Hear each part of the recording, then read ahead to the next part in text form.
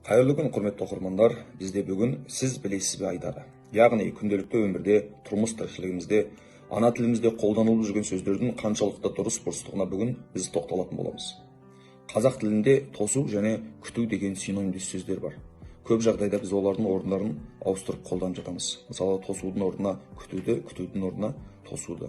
Алайда осы екі сөздің айырмасы бар екенін біз жалпы білеміз бе? Бұл екеуінің бір-бірінің орнына қоюға әсте болмайды.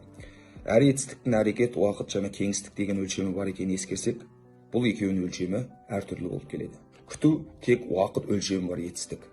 Өмір бойы күттім, 2 күн күттім, ол бұл жерде тостым деп сіз айта алмайсыз. Өйткені бұл жерде физикалық әрекет те жоқ. Адам біреуді бір нәрсені күтіп жүріп те басқа нәрселер істей береді. Мысалы, Бексұлтан Нұржекеұлының «Күтумен кешкен ғұмыр» деген романы бар ғой, бұны тосу деген сөзбен біз ауыстыра алмаймыз.